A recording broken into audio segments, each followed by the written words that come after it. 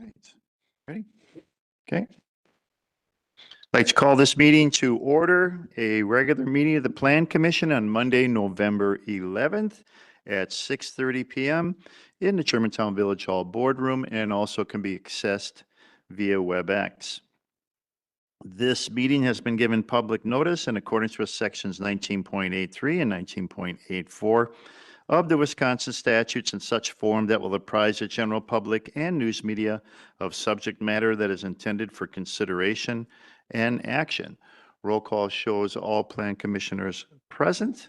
At this time, we'll go to the next item on the agenda, which is the approval of the minutes from the Plan Commission meeting on October 14th, 2024. I'll make a motion to approve those minutes as presented. Second that motion? Motion made and seconded. Any discussion on the motion to approve the minutes? Mr. Williams will abstain. Any other discussion? No other discussion? All those in favor, please say aye. Aye. Aye. Opposed? None opposed. Motion carries. Before we get into the next item, which is unfinished business, today is November 11th. It is Veterans Day for all those veterans that are out in our audience and watching. Thank you for your service.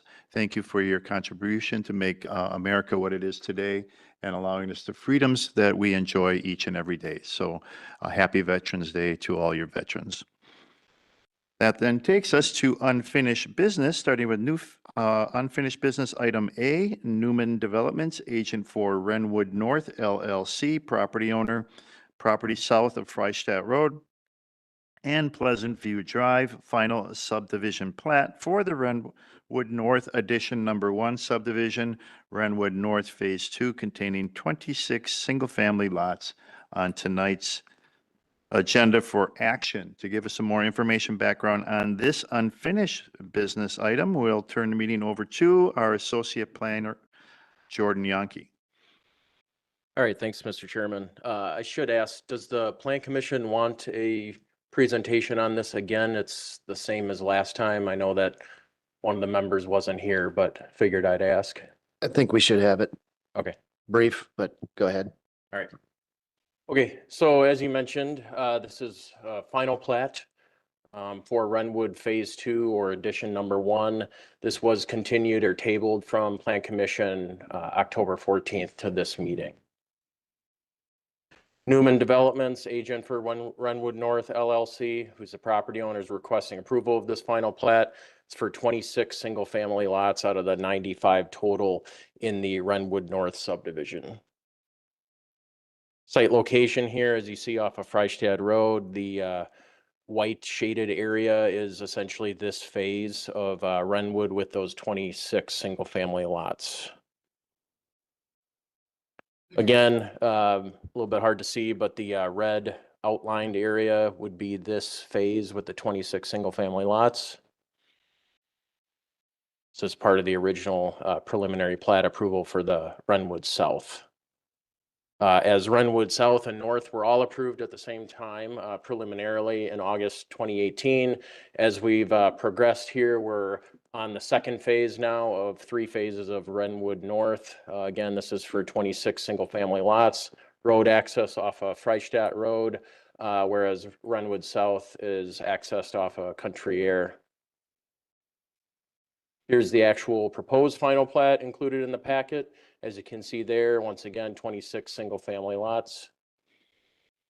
And with this, we did have a punch list, which came up last time, part of the reason for continuing it, along with, I believe there was a neighbor resident here to the east last time that had some concerns, and I can get into that in a little bit more in a minute. But Public Works had issued a punch list of remaining items, pretty standard PAT construction items to be completed, and that was in the packet last month. According to Public Works, the project has been quote unquote silent in terms of updating the punch list, so planning staff has kept that punch list document the same to encompass all those items needing to be done. Village surveyor, he had a letter memo for the project file having standard corrections and updates to the final plat prior to recordation. And then planning staff had a couple items that were encompassed by the conditions of approval as well. So with that, our recommendation is the same this month as it was last month. The recommendation is to approve the final plat of subdivision for Renwood North Phase 2. And we did have 4 conditions of approval in the packet, which we can get into. I do see a representative from Newman is here this evening, as I know that last time we had some questions. So I can take questions and we can get into conversation. I will start out by making a motion to approve the final subdivision plat for Renwood North Edition Number 1, Phase 2 for the 26 single-family lots as presented with the 4 conditions. Second? Motion made and seconded, What was the question? No, I said second. Oh, I'm sorry. and it was seconded by Ms. Henk. Discussion on the motion to approve. Trustee Baum. So at last month's meeting, we were discussing berming and planting along Outlot 8, I believe it's called, which is the property line, dividing line. My last pass through there were significant changes over the past 4 weeks. Did those changes that I've seen comply with the original drawings as presented? So full disclosure, our landscape consultant hasn't done an updated inspection since that meeting. This approval that we're recommending would be subject to acceptance, as we typically do in the conditions of approval for a plat or other projects, where he would have to review those and ensure that they are in compliance with the landscape plan. But besides that, I know that our landscape consultant had essentially approved the landscape plan. Now it would just be doing those inspections protocol like Public Works would do for other items. And can you enlighten me as to the ability to increase the height of the berms, knowing there are existing trees in many of those berms? Can those berms be raised? Well, theoretically, I don't know how feasible, given that it was on the original approval and the berms believe comply with the original plan. So you'd have to go through some sort of plan amendment, but I may get Newman's comments on that as well. Okay. One of the concerns that the village forester had with the plan. No, it's not on. There you go. One of the concerns the village forester had with the proposed plan was that there were existing trees to be preserved, and therefore there couldn't be a lot of dirt piled up around and over the root system without creating a potential damage to those trees over time. So he approved the plan. The plan's been executed. He just hasn't, as Jordan pointed out, hasn't confirmed that it's been constructed as planned. But arguably, yes, the berm could be higher. And my recollection when this was approved originally was not to do a formal screening of the neighbor's property. It was just to articulate and provide a minimal level of screening. Is that what we agreed to? We left it up to the developer to decide on the what to do with the outlot. We just weren't going to accept it as a dedicated outlot as was the original proposal. With that said, there was agreement with the developer to try and save the trees that are worth saving and supplement those with additional landscaping and berming. Now, with that said, there wasn't a specific agreement as far as how much or where that berm would actually be located. Okay. I'll be honest, frankly, I thought there'd be some berming that would be taller and wider that would extend onto the adjoining single-family lots and not be contained exclusively within the 16.5-foot wide outlot. But the developer, that was their goal and tried to keep the berm within the outlot. Okay. Thus it being relatively short. So as long as it complies with the plans that were presented, the developer is in conformance with what he was expected to do. I would say yes. Okay, They I will, did add a I lot. will stop there for now. They did add a bunch since the last meeting. Did I they? don't I Okay. don't know the height exactly or anything, but from end to end, the entire, You talking to the microphone? the entire, was it 1,300 feet? The entire thing, it was redone. They trucked a lot of soil in. So it's a visual berm the entire way now. And it's about as high as you can have it look. So I don't know if Susan is here, the adjoining property owner, to comment on that, but, Susan, do you happen to be here? Joining us, WebEx. Is she joining us via WebEx? I know she was going Oh, sorry, I to, do not see her online at all. There's no Susans on here. All right, Okay. thank you. I do understand that she was embarking on having her own people do her own berming for her own purposes. yes, Because she wanted complete screening so that horses in the ring did not see the new house construction. But that is a much taller berm than we had asked for the developer to do. So, yes, as she discussed with us at the last meeting and with staff separately in the office, her intention is to install her own berm on her property to provide that additional screening. We actually had a meeting set up, a date and a time, to sit down and talk with her further about the requirements and the process. Ultimately, she had to cancel that for some reason, and we've never rescheduled it since. So I don't know where that aspect of her concern is at. so personally, from the conversations I've had with her, I'm going to leave it in her ball court to either work with the developer or do something on her own. But right now, my belief is what has been constructed is above and beyond what is on the plans. So I'm of the notion that I should accept what is out there. Further discussion?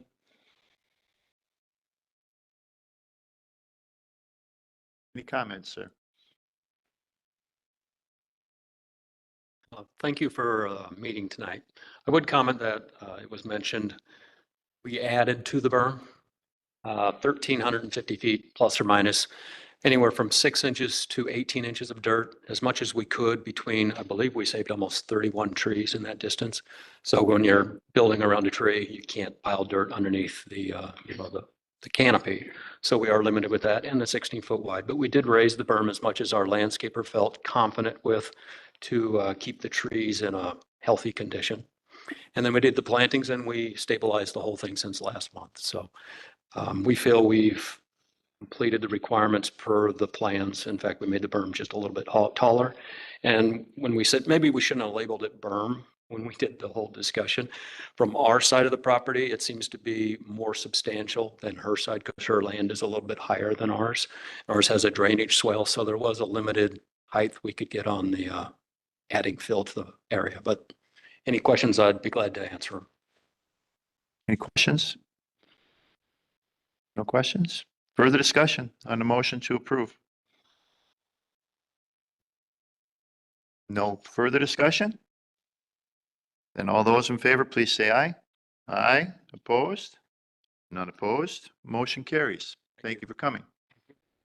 Next item under new business, unfinished business is item B, One Energy Development LLC, agent for Wayne Latinsky, property owner, certified survey map to combine parcels and site plan review for a 30-acre solar energy facility located at approximately North 132, West 18100 Rockfield Road on tonight's agenda for action. Give us more information, background on this unfinished business item. We'll turn the meeting over again to Mr. Yankee. Question before we have a presentation? Might I ask a question before you have a presentation? Yes? It is my understanding that the town of Germantown has a meeting tonight discussing this exact issue. It is, it was going to be, I talked or actually communicated with the chairman of the Town of Germantown Board, and he had stated that they would put it on their agenda for discussion tonight, yes. I would not like to have this discussion until I hear the outcome of their meetings. So I would like to postpone this till our next meeting. So I'll make a motion to postpone until the next meeting. Motion made and seconded to wait for outcome from the Town of Germantown. Sorry, excuse me, Meeting. Chairman. Who seconded that? Mr. Shadid, Thank you. you're welcome. Any discussion on the motion to postpone? I heard some grumbling out there. Is there concerned questions about what has been presented here? Okay, Okay. all right, good. Got one. Yep, just for, I'm assuming a lot of the people here are here to discuss this very thing. So by postpone it, can you at least just have a discussion with the community members here tonight? That by doing this, you're inconveniencing a lot of people who showed up just to talk about this. Trustee Baum. Personally, without hearing what the town is doing, I have no reference as to what my perspective would be from what anybody is going to tell me. So until I hear from them, I really don't think I'm at a position to make any kind of decision or listen to. Is it under the town?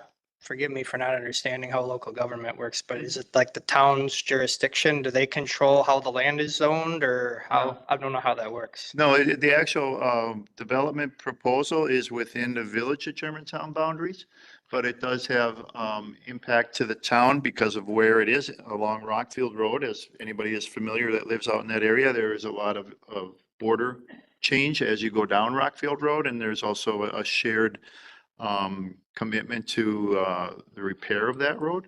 So that's part of the concerns that we had heard at the last public hearing and from some of the residents that lived in that area, along with the aesthetics of the development itself, the impact to the school across the street, the direct impact to the surrounding neighbors, and some health considerations and concerns that other people brought up with the proximity of a solar farm close to where they live. So we have heard that as far as a public hearing and that we had last week. There is really no public hearing listed tonight, but if those that really want to stress their comments or their comments to this body, you could do that during citizen input if you wanted to stay till the end of the meeting. There's new business items A through F. And then after that, there's public comments, so they could be done at that time, and I would welcome any of those that would wish to provide that. But we did hear a fair amount of it from the public hearing we had last Plan Commission meeting, and there has been a fair amount of contact via email. I know to myself that I've responded to, and I'm sure to other members of the Plan Commission as well. So that's about the best I could offer, being that we don't have a public hearing listed for tonight. But if those that wish to speak at that time, I would more than welcome those comments. Okay, thank you. You're welcome. Thank you for coming forward and clarifying. So we have a motion on the floor to postpone until the next meeting. Any further discussion on a motion to postpone? No further discussion. All those in favor, please say aye. Aye. Aye. Opposed? None opposed? Motion carries. Next item under starting now new business is Harder's Lakeside Disposal Agent for Skyline Development Corp. Lakeside Property Management, current and new property owner on the corner of Fond du Lac Avenue and Spartan Court, rezoned from M1 to M2, and conditional use permit for a new solid waste disposal, collection and transportation operations business. That's on tonight's agenda for public hearing and action. To give us more information and background on this new business item, I'll turn the meeting over to our Community Development Director, Jeff Retzma. Jeff. Thank you, Mr. President. As you indicated, Harder's Lakeside Property Management and Lakeside Disposal, agents for Skyline Development Corp. The owner of the property is requesting approval of rezoning and a conditional use permit that would allow the development and operation of a solid waste disposal, collection, and transportation operation from the property located on Spartan Court in the Victory Center corridor as designated under the 2050 plan. Property is highlighted in red on the screen. As you can see, it extends from State Highway 145, Fond du Lac Avenue on the west, all the way to the railroad on the east. And it lies on the north side of Spartan Court.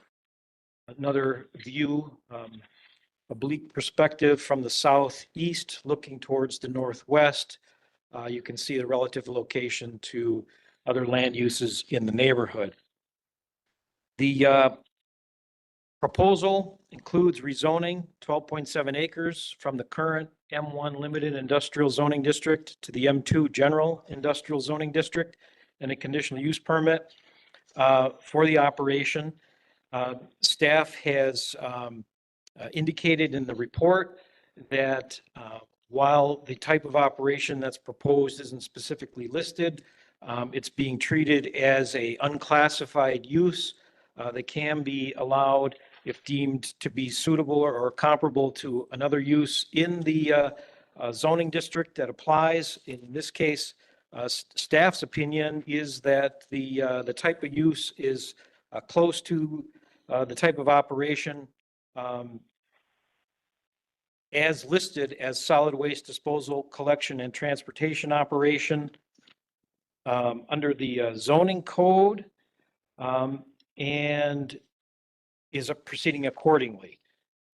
The proposed use is intended to be developed over 3 phases over a 3 to 5 year period, depending upon the demand.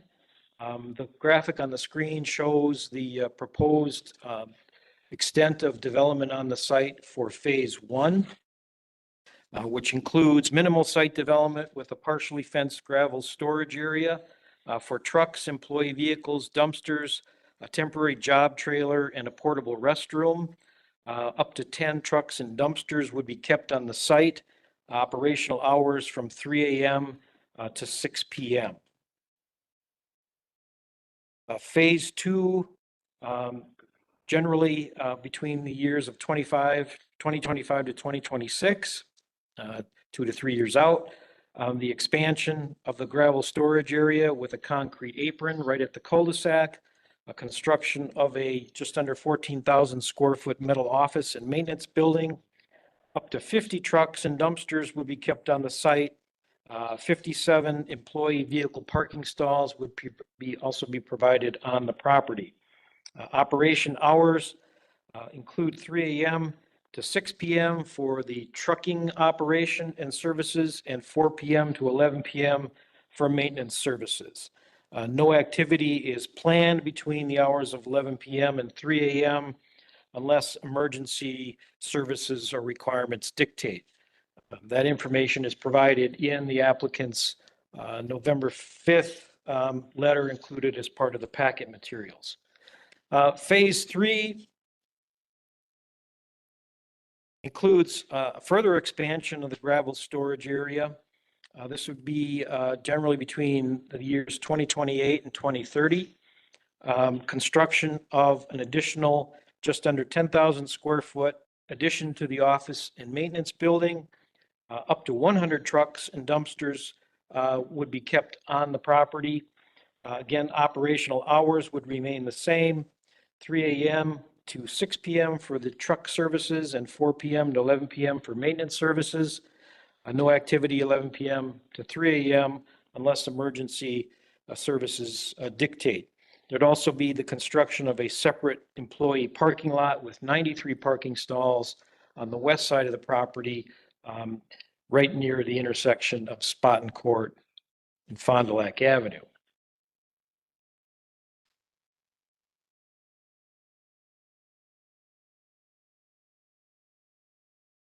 As indicated in the staff report, here's a couple of graphics that were included, photos of an existing Harder's building presented as a concept, presumably the potential building type and size to be constructed on the property.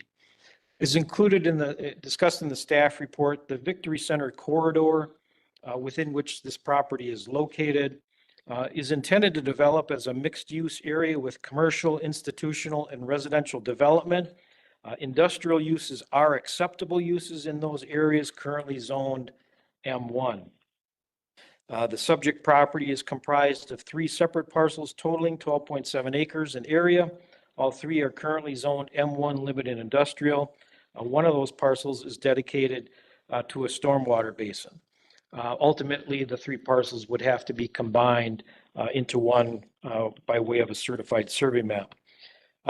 Staff's opinion is that the property is not suitable for intense uses allowed under the M2 Industrial Development District, and that the property is best suited for commercial and less intense industrial uses consistent with the Victory Center corridor.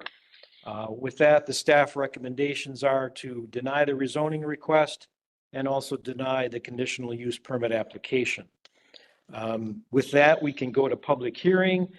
We do have representatives for Harder's here this evening, Attorney Brian Randall, and is it Mike Thune who's here? We probably should have them come forward and add to the presentation and Sure, that'll be fine. public hearing.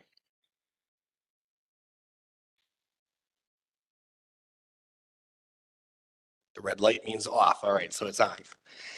Good evening. I'm Attorney Brian Randall of the Amundsen Davis Law Firm, 111 East Kilbourne in Milwaukee, here on behalf of Harder's Lakeside Disposal. Mike Thune, that's Thun, is also present. He's one of the owners and general manager of this family-owned company. What I'd like to do with 2 basic parts of the presentation is, number 1, talk about our use. Jeff did a very good high-level overview. But then second, talk about how the use falls under the code. I also did have a quick handout, since if we're going to talk the code, it might be helpful to have copies of that. So if I can take one and pass it down, do you mind? Sure, that'll be fine. That way I'll stay on the mic for your clerk's purposes. As Jeff mentioned, we're proposing a 3-phase project here, but phase 1, which is really the immediate need, is for the storage of trucks, garbage trucks, and dumpsters. And we will not have any refuse, recyclables, or waste. This is not a waste transfer station. The trucks, dumpsters will be empty. This is a maintenance and repair facility, and at first a storage facility until we build our building. The need for this, Harder's is already based in Utzberg. Those pictures are the shop and office building in Utzberg. We know there are different design standards here in Germantown. We're just not that far along in our process. First step is on the use. And so the need to expand in this area is really a business need. This is not a spec building. This isn't an idea that Mike has. This is looking at the market, looking at growing his family-owned business and jobs here in the Germantown area as the home base, with ultimately a maintenance shop and an office. The phases, as Jeff described, again, first phase is we're going to need to have a place to start some routes, to start storing some of the trucks here. Thank you. Going back to that phase plan. So Spaten Court is already a dedicated paved city street, and our only neighbor right now is really the public storage facility. I drove up that street, Spaten Court, this evening. It's pretty far back, where ultimately we would have the storage uses and even our building farther back. As Jeff said earlier, the future of the west area would be for the employee parking, a very low intensity use. But just to begin with, we would need to compact some gravel, have space for, like I said, that first phase, 10 trucks or so and up to 10 dumpsters. But as the business grows, the investment would grow as well.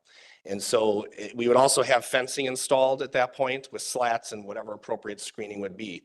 But we're a couple hundred feet in off of Fond du Lac where the trucks will be. The second phase, again, briefly, I'll just re-describe that. That's when we build our first building. We know that has to come back to the Plan Commission, and we will have an architect working on that. I am not an architect, so I'm not going to tell you what it'll look like or anything like that, but it will be a utilitarian building for maintenance and repair of the trucks so that that can be done inside, plus an office. We also then would expand the yard area to make sure we have more capacity for the storage of the dumpsters and the trucks and additional employee parking. And those phases will come on. That's why we want to make sure our use is a good fit. Those will come on as our business expands. We anticipate that would be next year or the year after, building a building and improving the tax base. Then the final phase, we estimate right now 3 to 5 years out, but that would be adding to the building, expansion of the building, and adding more employee parking, and then the overall additional facility, which is really to the east, to the back of the property. We know there are wetlands. In fact, I think it's a conservancy wetlands area. We think we can work through some of that through a combination of either design adjustments or working with the DNR and the permitting authority. If you looked at your packet, you saw Mike first gave a couple of blocks as a site plan and a first concept. Then we had a professional engineer come on board to lay this one out. But again, by no means is that a finished product because of the wetlands or the other things. Although he did confirm that, I think the staff report referenced a storm sewer easement coming off of where that stormwater pond is, and that should be fine. Whatever that sewer easement is, our building would not be over that, and that could be accommodated by the yard that we have. The outlot in the back, I think it's defined as an outlot in the certified survey map. That is for stormwater for a variety of developments. I think the village did a good job of making sure this overall area was planned properly and from the very beginning. We're not going to touch that. We will obviously add to stormwater and it'll continue to function as it is. So I don't know that we ever would combine that as a full certified survey map as one parcel. It probably needs to and should stay as an outlot. But nonetheless, that's an important feature that we will be purchasing and coming on to the property. Mike, anything else operationally? All right, he can come up and answer questions as well, but he wanted me to kind of cover, because now the reason Mike asked me to come on board is because we're in effectively no man's land, if you will. The staff report says maybe we are a use that doesn't fit, unclassified or unspecified. We're already zoned M1, which is your limited industrial zoning district. M2 is nearby, and there's a lot of growth in the area. The DPW facility just to the east is phenomenal. My jaw dropped. I thought it was a private business, and it looks like those trucks and those employees are well cared for. So the village itself is investing in the area, as are many other businesses in this M1 area. But if you look at your zoning code, the uses are written in a way that we don't have a very good fit. So in my handout on page 1, you do have in your chapter 17.07 an unclassified or unspecified use procedure, where if there's a use that's not found in the code, and of course you can't predict the future, there's only like 8 pages of definitions and so many uses, you're not expected with the evolving world to always figure out what every use could be and how it fits in your zoning code. So sometimes they're unclassified or unspecified uses, and your ordinance gives the Plan Commission the ability to determine if there is a use that's similar in character to the principal uses permitted in that district. And if you do so determine that we can proceed as that type of use. You can also determine it's similar to a conditional use permit, and then we have to go through that whole process. So staff noticed this for a rezoning and a conditional use permit. So we're prepared to go the whole 9 yards this evening, but we first want to at least address the unclassified and unspecified uses, because the Plan Commission could determine that we fall within the M1 zoning. So the highlighting is mine on page 1. The copy and paste is from the village code. And a permitted principal use under A could be a building and yard for the storage and wholesale of goods and materials, where such goods or materials are temporarily stored inside a building or within an open area visually screened from public streets or highways and adjacent non-residential uses. I think that contemplates a manufacturing plant, right? It talks about goods and materials, but we also are fitting within that, where we will have screening where things may be stored outside and the activities will be inside. B expressly talks about manufacture and fabrication of goods within the confines of a building. Here, the maintenance and repair operations will always be inside. We're not having outdoor air guns or oil changes or anything like that. It will all be inside the building. Permitted accessory uses also under M1 on the second page. Sorry, my header didn't quite carry over. It includes under B, offices normally auxiliary to the principal use. We're going to have an office when the building is built. C, garages for the storage of vehicles used in conjunction with the operation of the warehouse or industrial use. Here, our industrial use is the maintenance and repair inside. It's a service-based facility. We're going to have that garage. That's where either the vehicles under repair will be stored or the services will be performed. And then of course, E, off-street parking and loading areas. So from our view, it's not a perfect fit, but that's why it's being brought to the Plan Commission. We could fit under the M1 as you look at what's in that neighborhood, what the existing businesses and facilities are, how they operate, how we propose to operate, and how these use definitions or these permitted principal uses and accessory uses could be found similar. Since the staff noticed us for a potential rezoning to M2, I also provided that. Sorry, the pink highlight kind of printed a little darker, but in M2, it's kind of the same story, not a perfect fit. Letter B is very similar. Well, first off, letter A says all uses in the M1 are fair game in the M2. So it's kind of this cascading zoning code. But we suggest maybe we're already in M1 and there's no need to rezone us. But M2, okay, B, all manufacturing, fabricating, and storage uses not permitted in any other industrial district as long as it's carried on in an enclosed structure. Again, fabricating, manufacturing, that's not what we're doing. Maybe we're a storage use. Certainly the self-storage is expressly a storage use, but that's properly noticed and properly located in M1, our neighbor. So that didn't need an M2.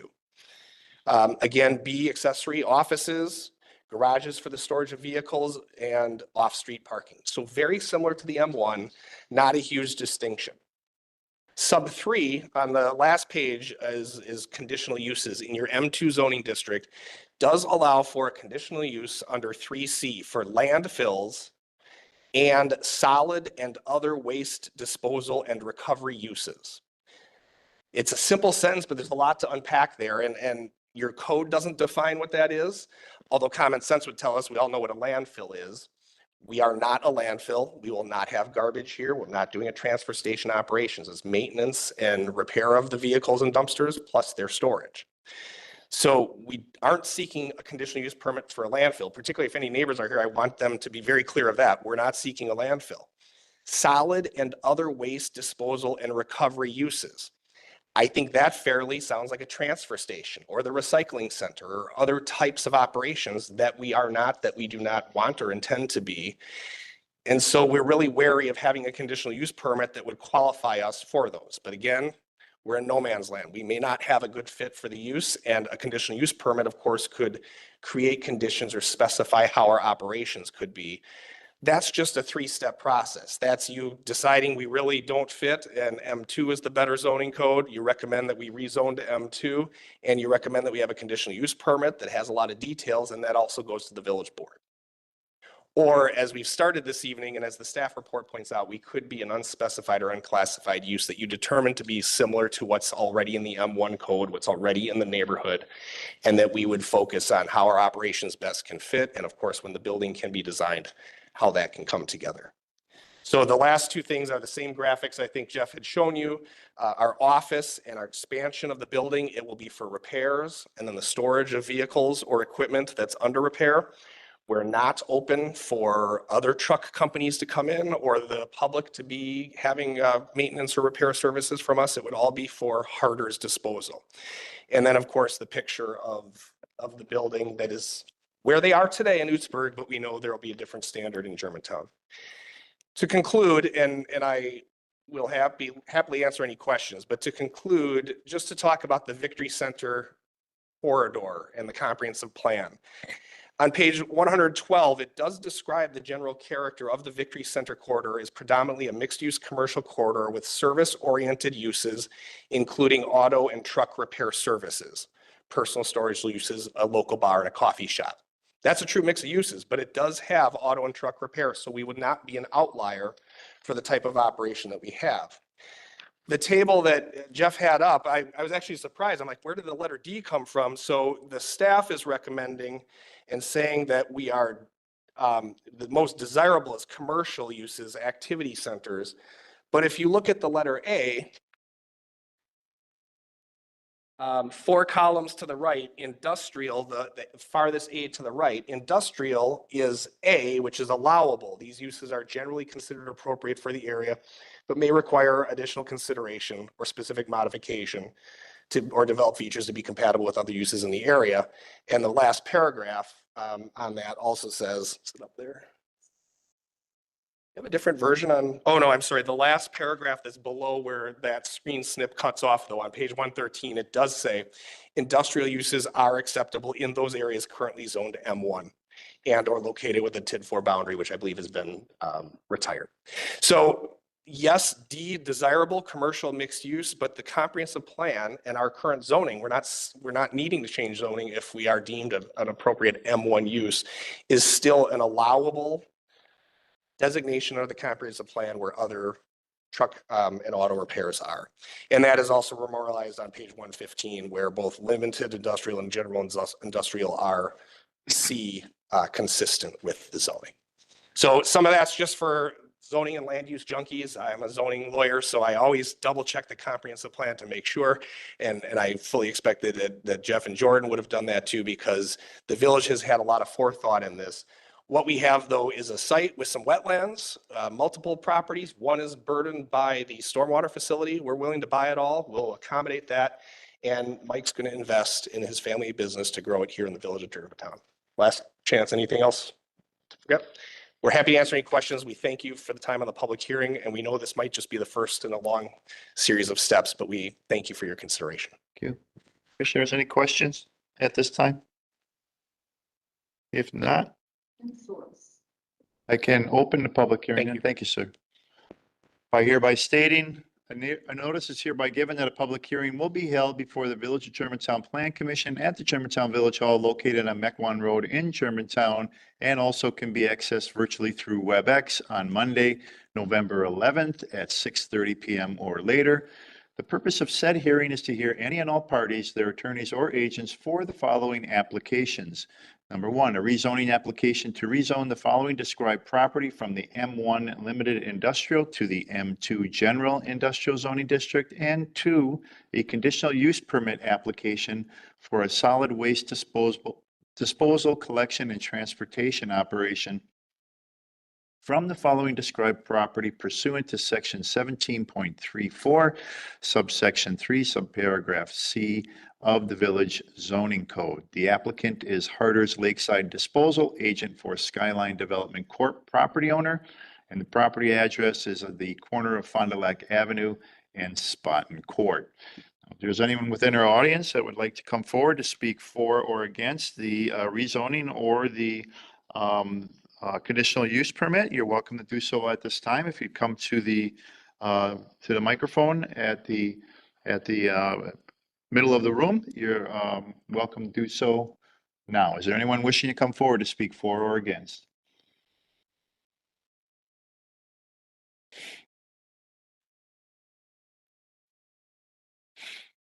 I can take it. Thank you.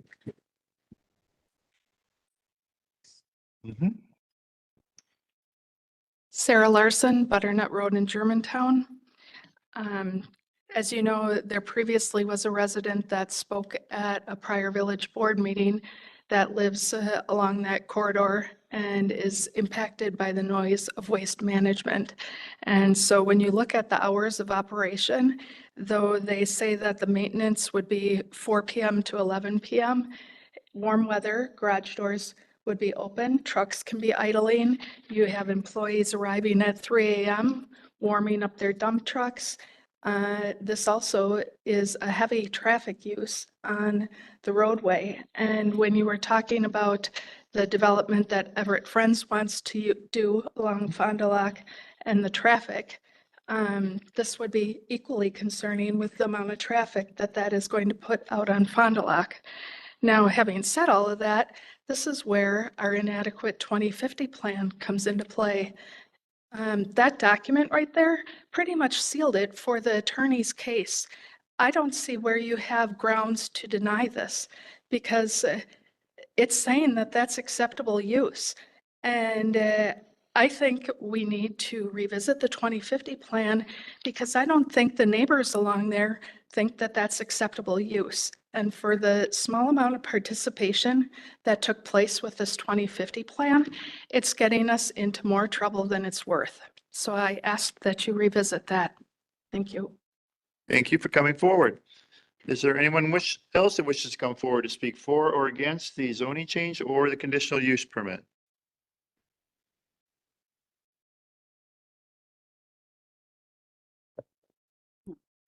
Melanie Smythe, N40, W17938 Cedar Lane.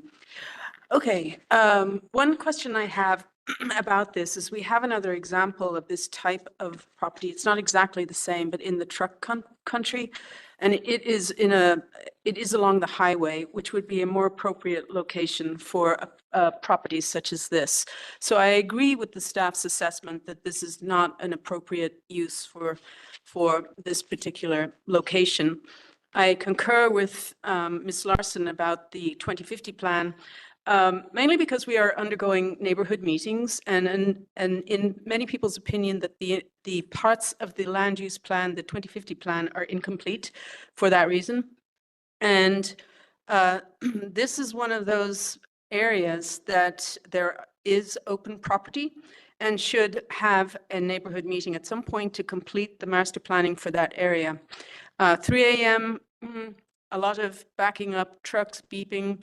This has been a problem with waste management. We heard at, I think it was the Village Hall meeting, where a gentleman came forward and for 3 years he's been tortured by the sounds of whatever activity in the middle of the night by waste management. I think that was there. I don't think we should do this to our residents who are on the west side of Fond du Lac. So I'm against this. Thank you. Thank you for coming forward. Is there anyone else that wishes to come forward at this time to speak for or against the rezoning application or the conditional use permit? Thank you. Zach Sohan, Woodside Neighborhood, Robin Hood Drive. I agree with noise. I work construction. I know personally roll-off dumpster trucks are very loud. In addition to the beeping, there's that white noise that a lot of them use. 3 a.m. There's a lot of residential houses on the west side of Fond du Lac Avenue. I understand there's a lot. I was looking at the businesses around there on the map. There's a lot of mixed use, but it seems like there could be just a better use of a different business that doesn't produce so much noise at those hours when most people are trying to sleep. So that's my input. Thank you for coming forward. Anyone else wishing to come forward at this time to speak for or against the conditional use permit or the rezoning application?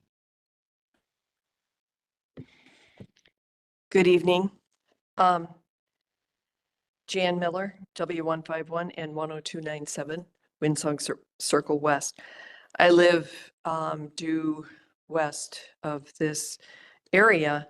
And yes, we did have a resident, as Ms. Smythe said, that came to the village board meeting and for 3 years was inundated by truck noise because of their proximity on the east side of Fond du Lac Avenue. That's one example. I'm all for family-owned businesses and bringing new businesses in. I think the location is the problem in this case. I'm totally object to businesses being open from 3 a.m. to 6 a.m. because that was the reason the resident was upset with us. I believe it was last week. Correct me if I'm wrong. But I don't think that we'd love to have your business. I think there would be a better location available. We do have land available. So I hope, as it stands tonight, I would be against it only because of the hours, definitely. Thank you very much. Thank you for coming forward. Is there anyone else that wishes to come forward at this time to speak for or against the rezoning application or the conditional use permit?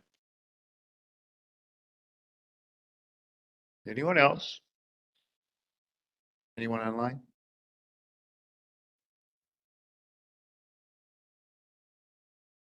No hands were raised online. Thank you. All right, one last time. Is there anyone wishes to come forward to speak for or against the rezoning application or the conditional use permit? Then this public hearing is now closed. Commissioners?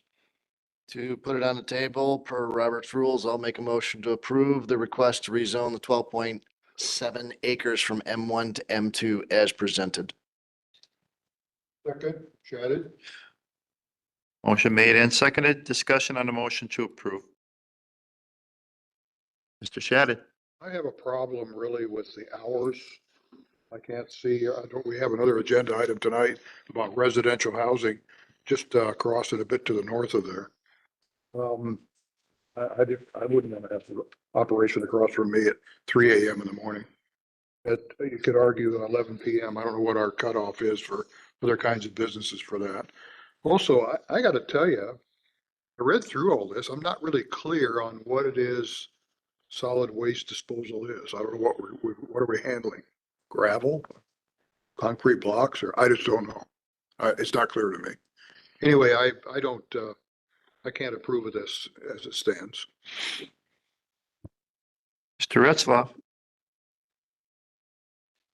Yes, a number of things. First, I do agree with Attorney Randall's statement that the use is kind of in a no man's land, and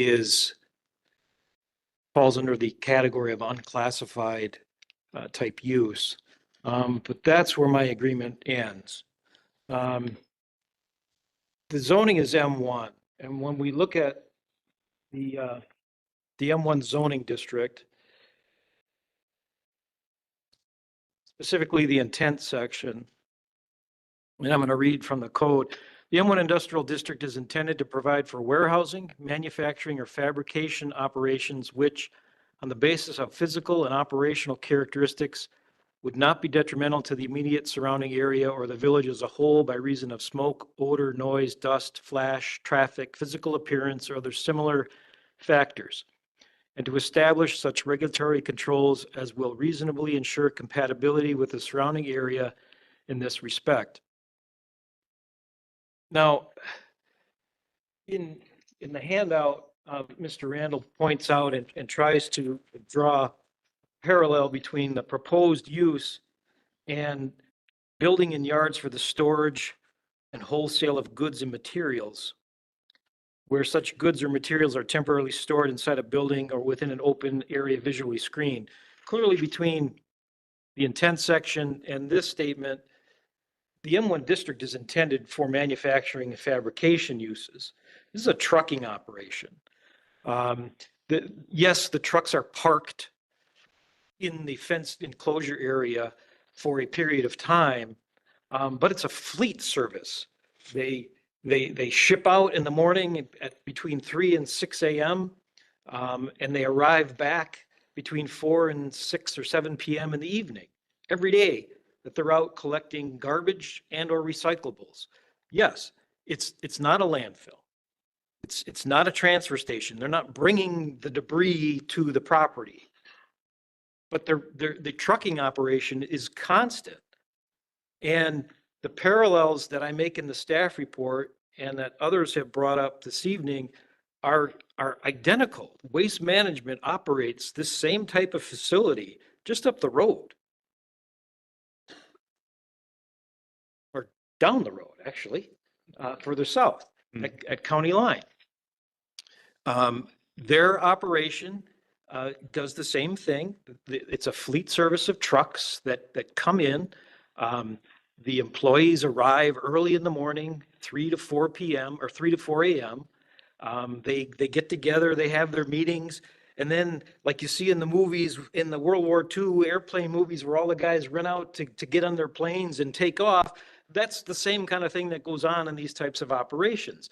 And what we've heard from the neighbor nearby to the waste management operation is that the employees, they're, cheering, they're having a great day, they're, going to work, and they're making noise.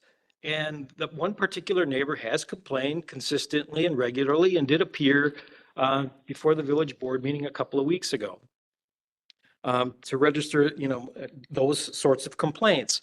There has been discussion. We had a meeting with Waste Management. That's a whole nother issue. But the parallels are the same. This is the same sort of use.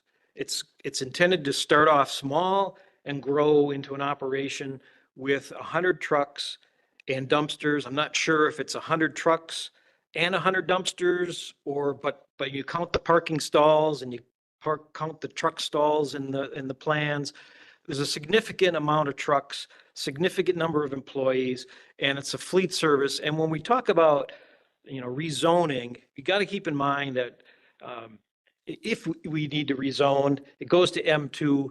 That doesn't mean that only this particular use can be occur on it. Whatever's in the principal permitted use list of the M2 is allowed in M2. So first of all, as I indicated in the staff report, and I'm trying to explain this evening, I do not agree with the conclusion that this unclassified use is similar to a permitted use in the M1 district. It's similar to the waste management. It's identical to the waste management use that's located in an M2 district. In the M2 district, the intention reads, the M2 district is intended to provide for the same type of manufacturing and fabricating operations and uses as in the M1 industrial district, plus more intensive uses. Suggests something more than manufacturing and fabrication, but more intense. However, these operations and uses shall be provided in those areas where the relationships to surrounding land use would create fewer problems of compatibility. The M2 Industrial District also permits those activities generally perceived as being of a nuisance nature or considered to be hazardous. All uses in the district must meet state of Wisconsin industrial standards, performance standards sets forth in this code, so on and so forth. So to me, it was clear. And what really helped is knowing that we already have an operation just like this in the village operating. That's the waste management operation. It's located in the M2 zoning district. And for me, this type of use is more closer to the landfill and solid waste disposal and recovery uses. Yes, it's not a landfill. It's not a transfer station, but it's similar to the solid waste disposal and recovery uses, plural, which to me could mean a variety of things, including the transportation of those items related to disposal and recovery. And that's what this business does. And that's my interpretation as a zoning administrator with regard to what's proposed and what the code is intended to provide for. Yes, the process is the plan commission decides where an unclassified use goes. You may find that it's only similar to a use in the M2 district, like I'm recommending. You may find that it's similar to a use like Mr. Attorney Randall is suggesting. You may conclude that it's not similar to any of those. But that's the process, and that's in your lap to decide.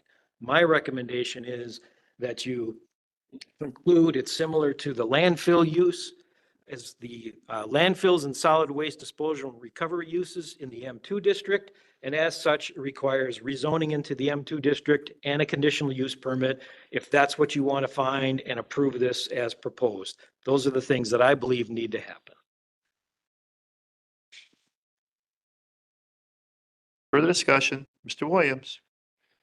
Jeff, in preparation of the meeting, I read through the M1 code as well and came to the same conclusion you did, which is that to me, the intent is to be a warehousing, manufacturing, or fabrication operation. If you read through the permitted principal uses and the permitted accessory uses, they all at some point reference manufacturing, warehousing, or fabrication. I mean, there is one permitted accessory use that says garages for the storage of vehicles used in conjunction with the operation of a warehouse or industrial use. So even there, when they're talking about storing vehicles, they're not talking about just storing vehicles. They're talking about storing vehicles used in conjunction with an operable manufacturing or industrial use. So I don't see the fit in M1. I also don't see a need to change or rezone the location to try to fit a business that doesn't fit with the long-term vision of the village, just to get it into a permittable use. So and that's where I stand on it. Is I'm in agreement with pretty much everything you just went over from that code.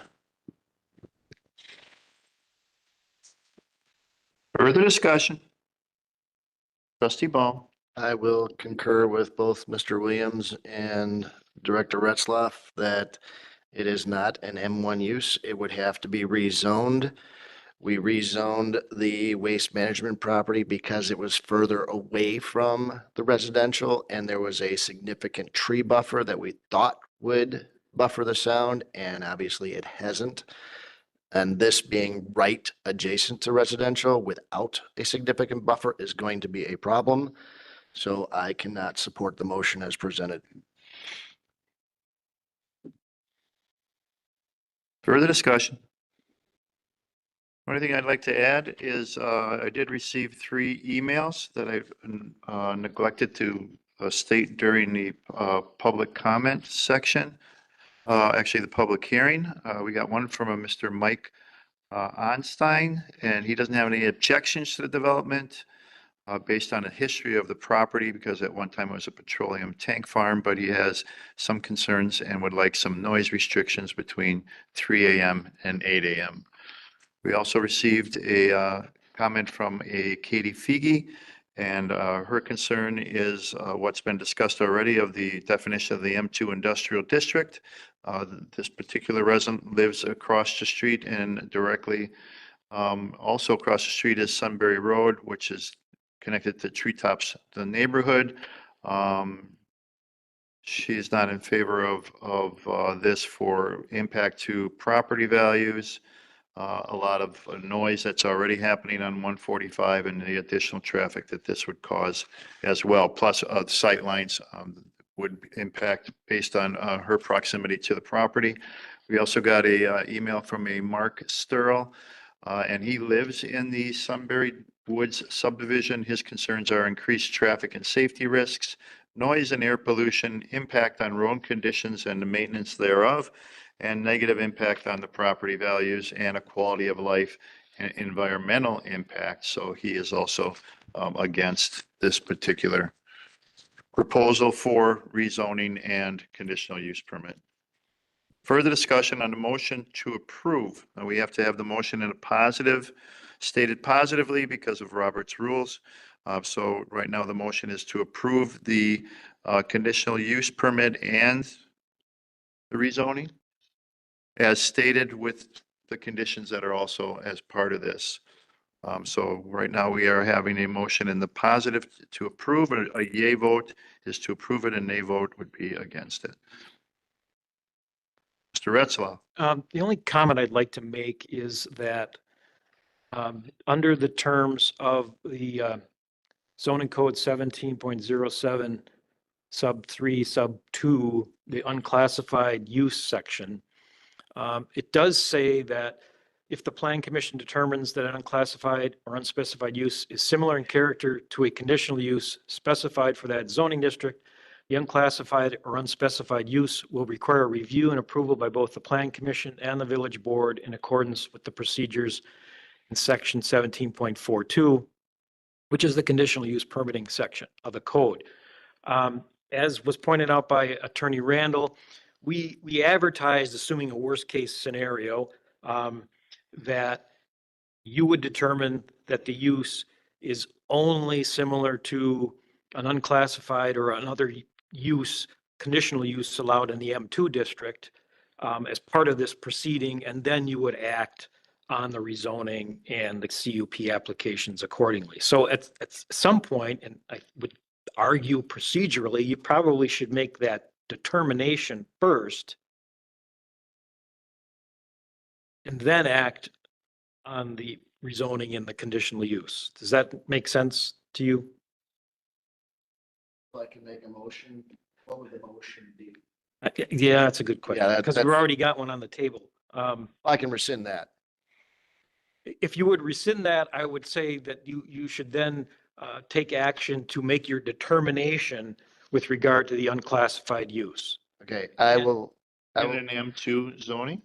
And the next step, in my opinion, would be for you to determine that this use is either not similar to any of the M1 uses, primary or conditional use, or determine that it is similar to the landfill and solid waste disposal and recovery uses as a CUP in the M2 district. so first, I'll make a motion to rescind my original motion. Make a motion, you could just sort of say that you'd like to rescind your original motion. My original motion. Is that okay with the second? Okay, so then I will make a motion to recognize the presented use as equal to the waste management facility in the M2 district. Is that the proper? Because it's the same thing we got over there. It's allowed in an M2 under a conditional use or what? If you were to add in there that it's similar to the use allowed under section 17.34 sub 3 sub C, which is landfills and solid and other waste disposal and recovery uses. That is my motion. Just what I said, that is my motion. Do we have a second? Second. Motion made and seconded. Discussion or questions? Now, if I could jump in and just say, again, it's your determination. I mean, again, you could find that it's not similar to anything. From my perspective, if I still have the floor, from my perspective, this is similar, if not the same, as what is approved at Waste Management around the corner. And they're doing the exact same stuff. Therefore, I would put it in the same category. Okay. And it's, to me, it's all the same. Further discussion? No further discussion? All those in favor, please say aye. Aye. Aye. Opposed? Not opposed. Motion carries. Back. Now, do I go back to my original motion?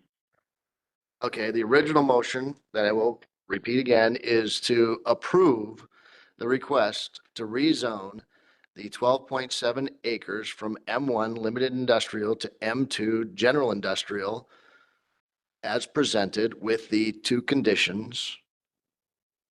That's it. Second. Motion made and seconded. Discussion on the motion to approve. And again, I will deny, or I will not vote in favor of that motion. So that it is denied. This is your discussion. That is my discussion. Thank you. Further discussion on the motion to approve? No further discussion? All those in favor, please say aye. Opposed? Aye. Motion fails. Thank you for coming. Again, as it was stated earlier, it's not that we would not welcome your business here. We would just look for it in a different site if possible. So I appreciate the application and wanting to build in Germantown, but not at this particular site. Planner Retzlaff. I was just going to ask if that motion included both the rezoning and the Yes. conditional use? Yes, as presented. All right, thank you. Any questions? No? Well, thank you again for coming. Next item under new business is item B, Village of Germantown Community Development Department proposed text amendments to chapter 17.41 accessory use building and structures, section 17.43 site plan approval requirements, section 17.45 traffic parking, loading and access, and section 17.46 signs of the Village of Germantown Municipal Code on tonight's agenda for public hearing and action. Give us more information, background on this new business item. We'll turn the meeting over to our Community Development Director, Jeff Retzlaff. Thank you, Mr. Chairman. As indicated in the staff report, a series of 10 text amendments to the zoning code This was originally noticed for hearing in October, that we had to continue it pending completion of some of the language and getting it verified by village attorney. The 10 amendments, I'm going to kind of move through them rather quickly. The ordinance that I'll be referencing is also included in your packet, and just feel free to jump in and ask any questions along the way. Amendment 1 clarifies the size and number of accessory buildings allowed in the residential zoning districts. It also clarifies what type and size of accessory structures are exempt from regulation, which it would include things prefab, pre-assembled sheds, containers, non-habitable storage, and recreational structures under 100 square feet, including deck boxes, tool sheds, children's play equipment, and tree houses. Also exempt overhang less than 3 feet of a roof structure on a detached accessory building is exempt from calculation in the total area of that particular building. This, and frankly, most of the other changes that I'm proposing are the result of issues that have come up in the course of property owners applying for or not applying for permits or approvals that are required under the code because of some misunderstanding, lack of understanding, or misinterpretation of the code. And so we're trying to clarify some things to help avoid some of those issues down the road. Amendment number 2 updates the application submittal requirements to jibe with the current process used for site plan applications. Amendment number 3, it updates the landscaping plan requirements to jibe with the current site plan approval process. It also creates a requirement for consistency with the policies and standards in the village's recently adopted comprehensive tree plan. And it also deletes a provision that exempts landscaping plans from requirements of the code if the property is located in a tax increment district, and defers the landscaping to follow the tax increment district project plan. To date, none of the tax increment district project plans address the issue of landscaping, certainly not in any detail, similar to what would be provided and is required under the code for landscaping plans. So that entire section is suggested to be recommended to be deleted. Amendment number 4 clarifies pavement requirements for non-residential off-street parking areas. It also increases the minimum width requirement for the required green belt around parking lots from 8 to 15 feet, and provides for Planning Commission determination if a wider green belt is required given specific characteristics of a property and or the type of landscaping that they are requiring. Amendment number 5 clarifies the requirements for the number, setback, and separation between driveways. Amendment number 6 clarifies what facade or building elevation wall signs are allowed in the business, industrial, and institutional zoning districts. Amendment number 7 clarifies the requirements for ground signs in the business, industrial, and institutional zoning districts.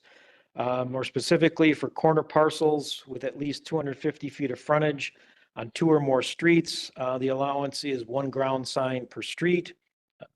Clarifies the ground sign requirements. They require a masonry base with all wood and or metal support posts and pylons having to be covered with decorative or compatible material, compatible with the principal building. It clarifies property address coordinates must be on the ground sign. Currently, the requirement is it's on the base. Regularly, we get complaints from new businesses that they prefer not to put it on the base because it's too low to the ground, and then the village's landscaping requirement for around the base ends up covering it up. So the requirement remains for address coordinates, but they have to be on the sign somewhere. And this just applies to single-use tenants, not multi-tenants. And it also increases the minimum separation between ground signs from 80 to 150 feet. Amendment number 8 clarifies language in Table 1.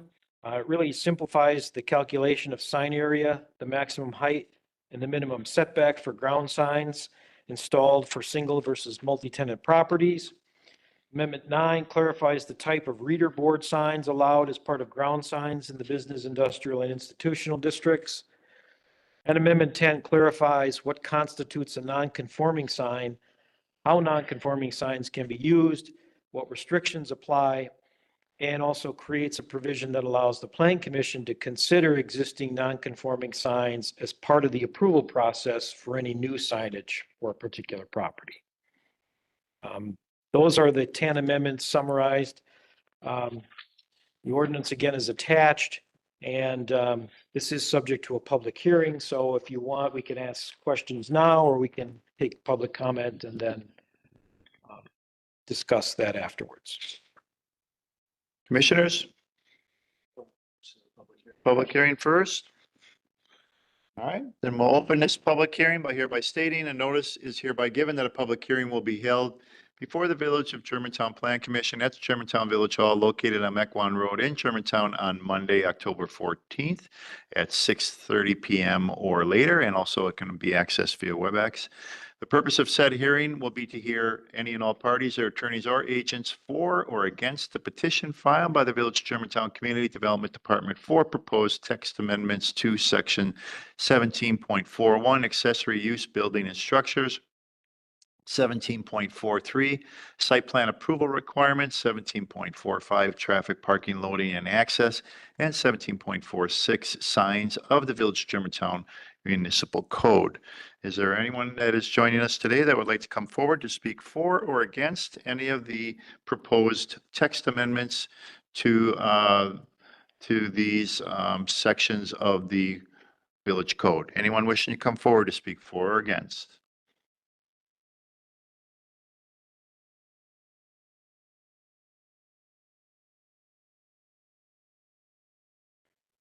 That's there. Melanie Smythe, N140W17938 Cedar Lane. I just want to ask you to consider when you're planting these trees along the roadways where there's power lines overhead, have the landscaping people locate where these overhead lines are, because I've noticed a lot of trees that have been planted at recent developments that are not touching them now, but 20, 30 years from now, they're going to have to be butchered because they will interfere with the lines. So if that could be a consideration. I don't recall if it's clearly called out in the tree plan, but it is something that looks really hideous when you have to go out and chop the branches off a tree just because the power company wants to provide power. So thank you. Thank you for coming forward. Is there anyone else that wishes to come forward to speak for or against the amendments to the municipal code as listed? Anyone else wishing to come forward to speak for or against? Yes, sir. Michael Anderson, and 14 through 50 Country Air Drive. My specific, I guess, kind of questions on were in section 3, or I believe it's amendment 4 on that.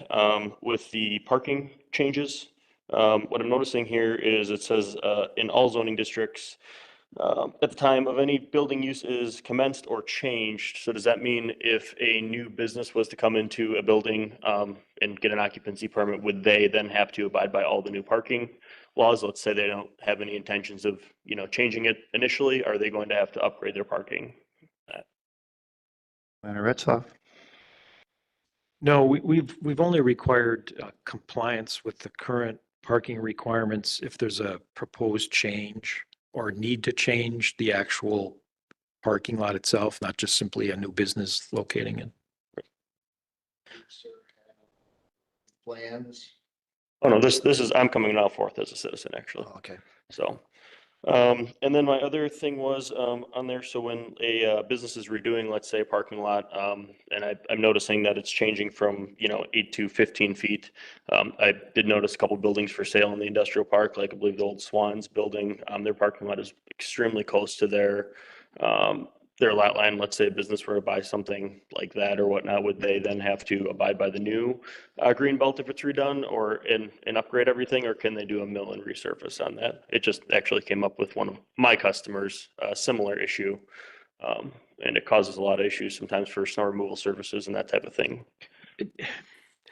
No, I don't recall us ever requiring a milling project to require compliance with the setbacks. If there's a greater extent of a physical improvement required, Building addition. building addition or something to that effect, but we can work with an existing situation. Yeah, I was just only asking just for some customer purposes and just, I noticed some very tight parking lots, the property lines was all. So I did not have a pen to fill this out yet. So.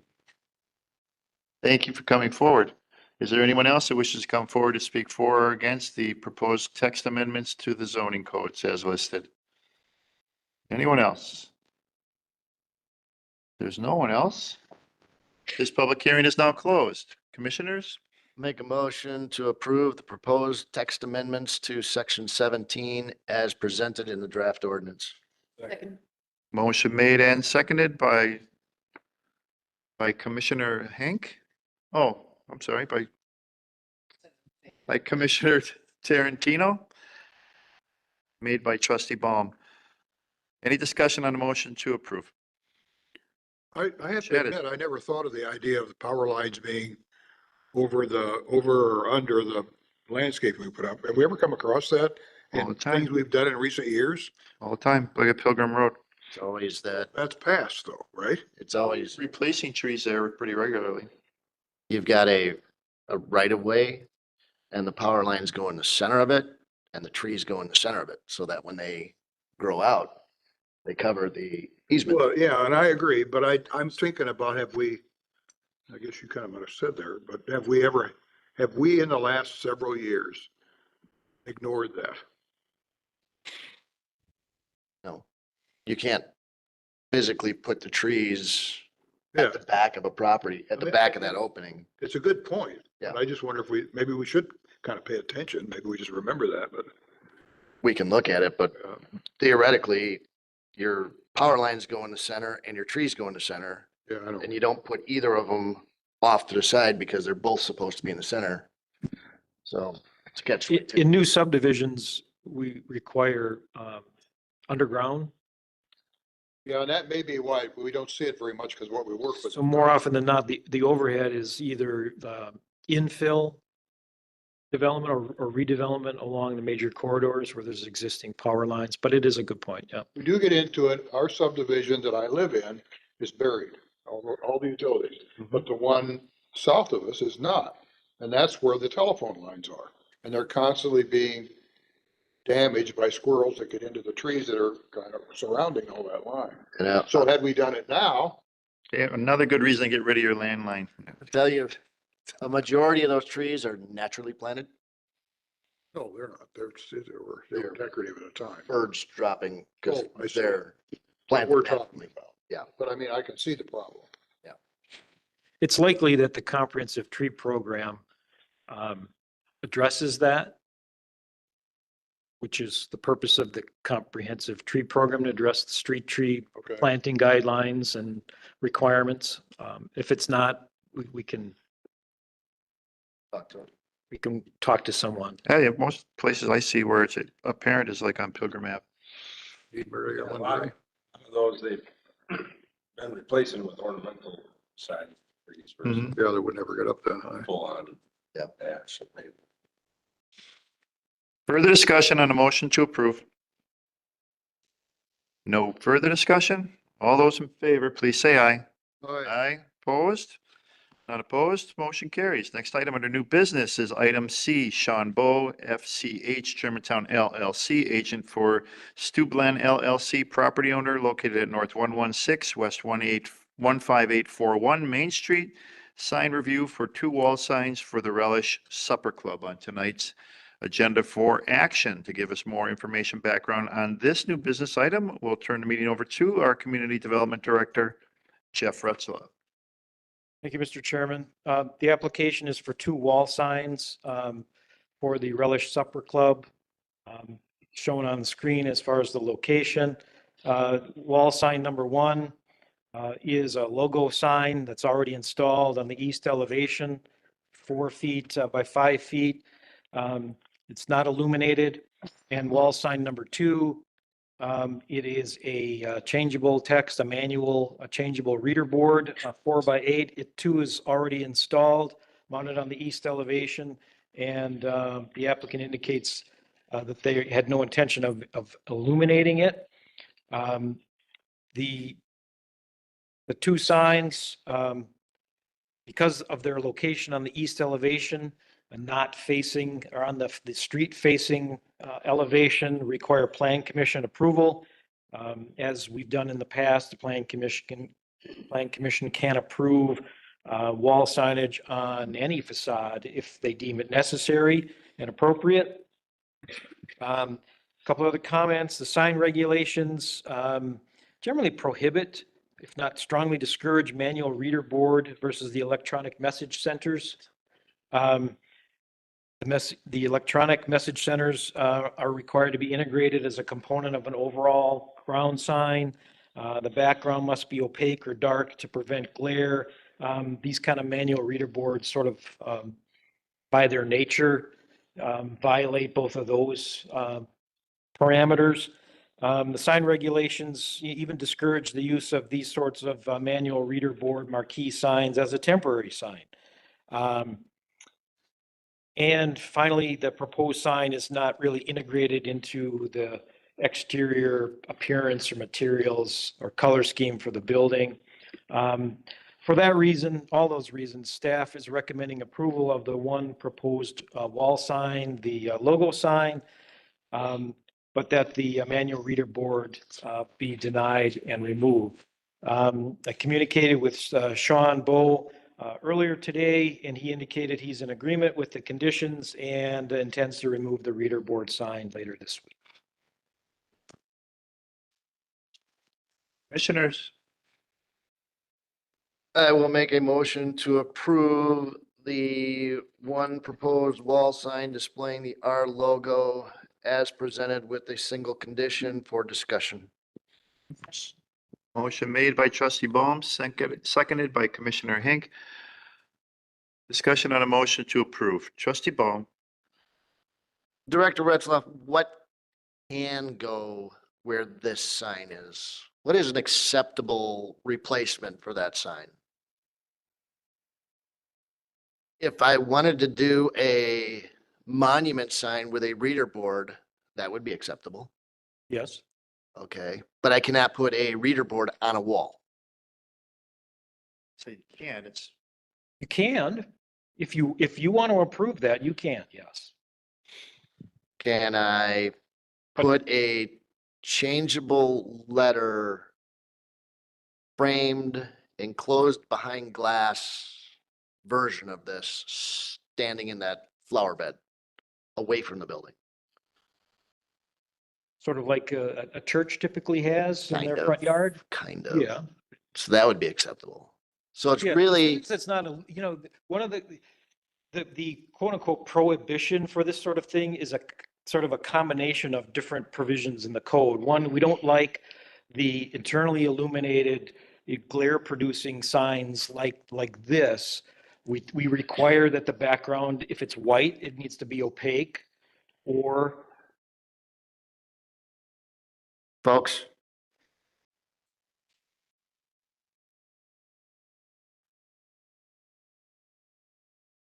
you're saying, I was distracted. I know. lost my train of thought. So the church style on a couple of posts with glass on either side could be two-sided, could be internally illuminated if it's opaque. That is acceptable. There are other versions of signage that they can do should they want to bring it forward.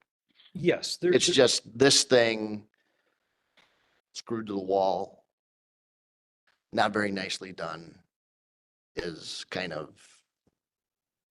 That's my opinion and my recommendation. The planning you commission. could put a video board up there if you wanted to. Well, the electronic message centers are allowed as a component of a larger sign. Yes.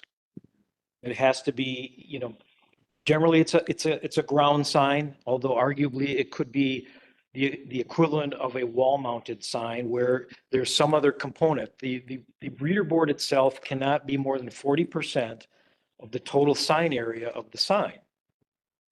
That's in the code. So if there's a wall sign that's going to have a reader board component to it, yes, you could craft something that does that. Okay, and so accommodates a reader board. we can work with the applicant to find better signage and get him something better. Yes, Yes. absolutely. Further discussion? It is my understanding that the look of this board is to correlate with the supper club theme, going back to the 60s and the 70s when you had supper clubs back, in Lake Country or along the roadside. A lot of them had this type of signage. So I think what the owner is trying to do is kind of bring that back in a nostalgic way and not looking to offend or cheapen out the way that he wants his signage to be. I think it's a look that they're purposely trying to obtain because of the supper club theme.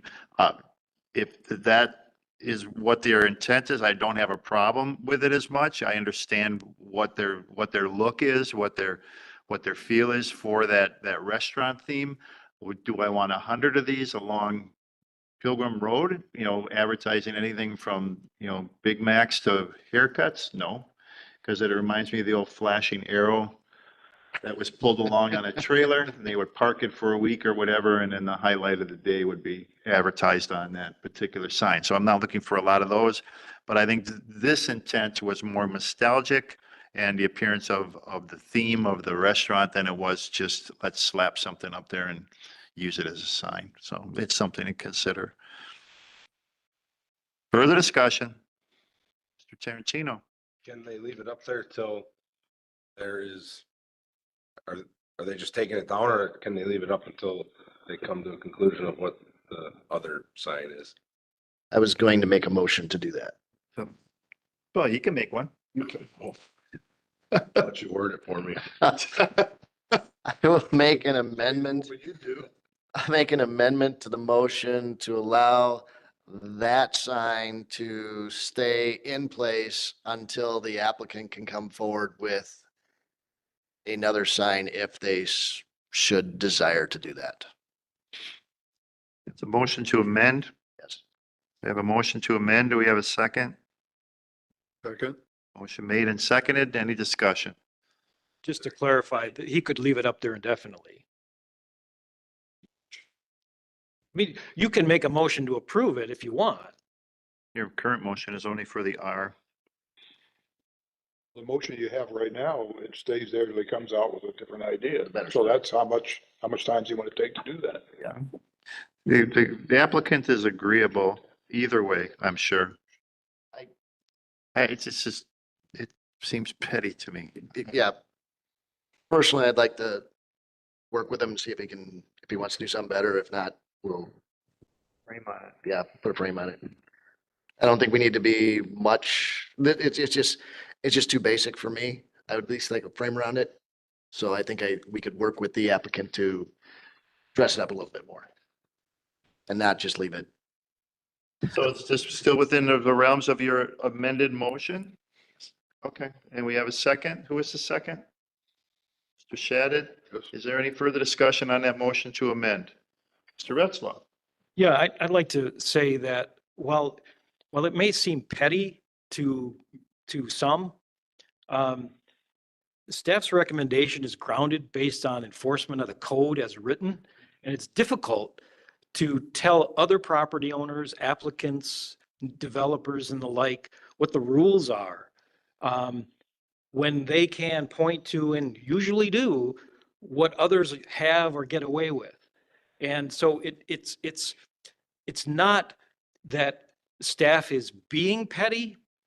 It's staff is enforcing the code as I interpret it, as it's written. And if it needs to be further clarified, then please give me direction to do so. But if you like these type of signs, then let's no, okay. You shake your head no, but yet we're gonna approve it because what? Because it's local business. So we're gonna start down the path of creating a set of rules that apply just to the people in the businesses that we like or the front row likes, and move accordingly.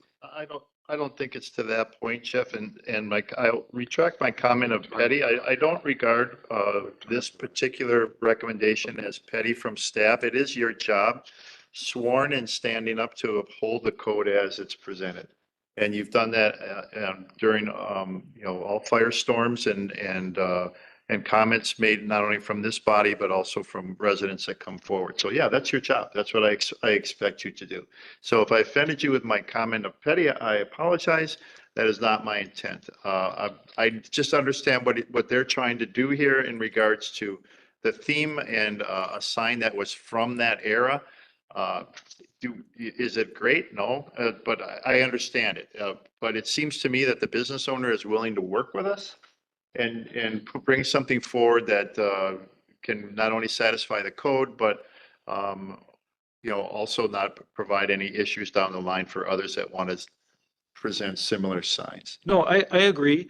And part of the problem is that the signs are already installed. And it's one thing to come and discuss, what the requirements are in advance where we could work with them and help them come up with something, and not have them spin their wheels and waste their time and feel like, we are being petty. Yeah. But we require everybody to get a permit or get approval or whatever is required first before they go ahead and just do what they want to do. Granted. Trustee Baum. If I were to elaborate on what I feel would be acceptable, would that help you enforce? And you can tell me whether this is allowed by code. Oh, absolutely. If I were to say that sign with a frame around it, with a glass enclosure on front of it, with illuminated lights inside the frame to slightly illuminate that panel, if they could come forward with that, then it's an enclosed sign, framed, still changeable letter, but you have to open up a panel to change the letters. Does that comply with our? I would certainly think that would help. Okay. Improve the aesthetic. I mean, one of the issues with the manual reader boards and these little plastic letters that sort of, you bend them to snap them in place is, as close as it is to the sidewalk, how easy is it going to be for some kid to come along, and rearrange the letters to spell out, interesting things? Yes. Yes. So behind the glass that's closed and locked, that prevents that. No. So is that okay? Is that okay with the second? Yes. That is my revised amendment. Is that how we're phrasing that? So so we're clear and the person that's taking notes is clear. You are revising your motion to amend to include a sign that has a frame, a cover, Yes. and an illumination to replace what's currently, it would be acceptable Yes. as approved to replace what's currently on the wall. Yes. Okay. Yes. Discussion on the motion to amend. No further discussion. All those in favor, please say aye. Aye. Opposed? Not opposed. Motion carries. Back to the motion as amended. Further discussion. No further discussion. All those in favor, please say aye. Aye. Opposed? Not opposed. Motion carries. That then takes us to new business item D.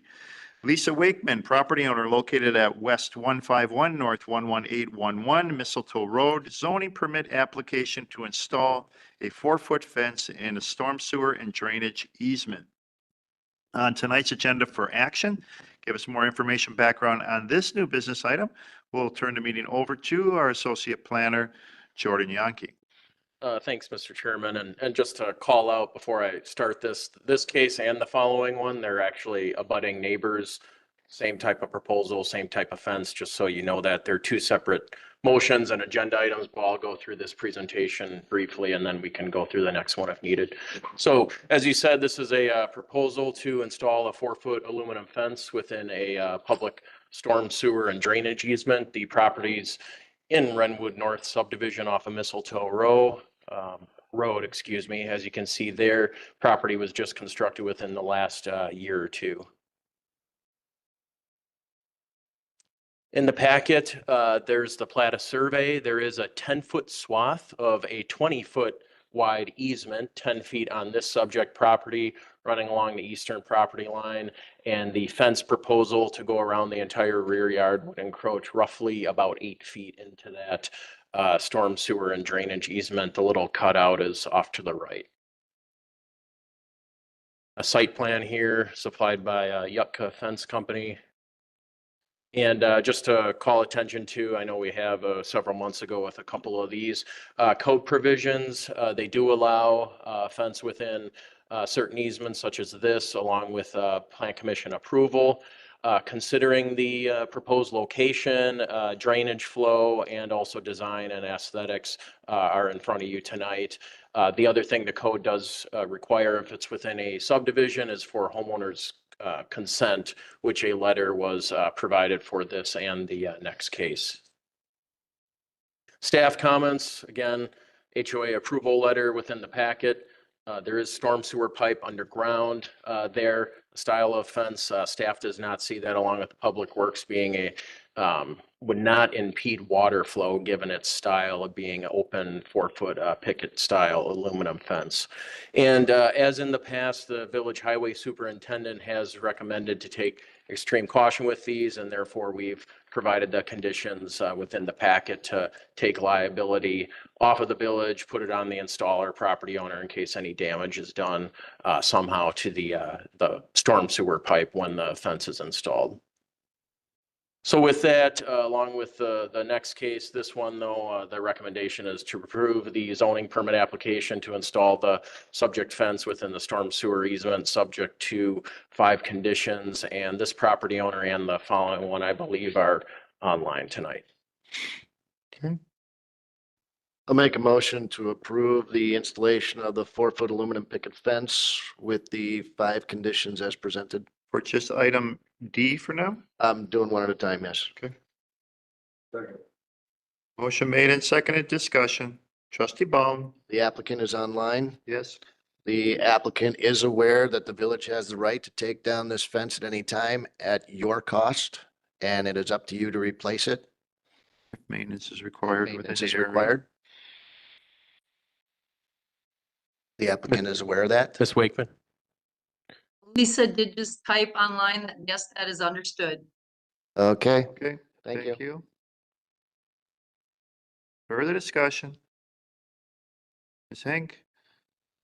For this application and the one that follows this, the shared property line, are there going to be 2 parallel fences or a single fence? The proposal, what they brought forward, there would be 2 separate fences technically. I think amount of feet between them, according to the site plans and the setbacks listed, I would say roughly maybe 4 to 5 feet. But that's the proposals that's brought forward, but they are on their individual properties, which is allowed by zoning. Again, question to the applicant, would you prefer to have a shared fence on that property line?